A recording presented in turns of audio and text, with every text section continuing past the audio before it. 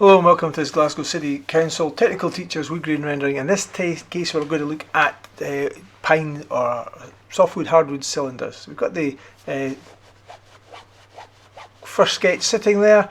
I'm going to put the end grain on the end face of the turned or dowel or whatever the material might be produced. From that position we can then put the growth rings down more or less vertically. They can have a slight wander to themselves, and the similarity between this and the previous curves is that we now work on the inside of the curve of the end grain using the side of the tip of the pencil. This is a much smaller drawing, so it should only take about 3 minutes or so to get this whole thing done and dusted. Then the inside, so we're working from the same inside edge of the line as came off the arcs on the end grain. So first on the right hand side, and then as we turn the page round to do the grain on the opposite edge, I'm going to say face, but there's no face on a cylinder other than just the one, so we're bringing that down on the inside. So again, the end grain on the top is defining or determining where the rest of the work's going to go. Brown's done, touch of orange, much smaller surface to do, so a touch of orange on this to warm it up.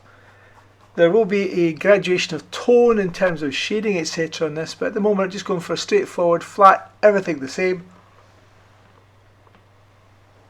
Turn the page again. Again, apologies for the wide angle nature of the lines here, but just to get in close, it was the best camera we could use for it. Using the side of the tip of the pencil. And already you can see there's a solidity to the material starting to appear. Got to do the end grain at the top, forgot to do that first of all, but lots of practice on this, we can very quickly just pop that back in. And as we look at a curved surface, remember light from the top left, the right hand sides will be darker, left hand sides will be lighter, but as a cylinder does go out of view, there may be a tendency for the curved edge just to darken a little bit, even on the lighter side. There is a light band there, but that may disappear and move across depending how we add a little bit more tone and shade to this. So just going over this with the yellow to give that lack of white, if you like, to most of the surface. Don't be afraid to overstrike on this. One of the last things I think we'll show in one of the later videos is just using a bold outline. It's a graphic technique. Nothing on the planet has a bold outline round about it,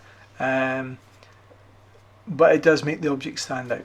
So we're just going over the brown now. We're just taking that dark edge a little bit further than we would normally because of the fact that it's going round out of sight, especially in the darker right hand surface. Even on the left there's a little bit more brown there than on previously. So building it up, remember when we got into using the grey as we're doing now, it's not possible to take colour away. So we're going to show you the end result. Sorry that one got cut off a bit short. You'll see the end result in the next video.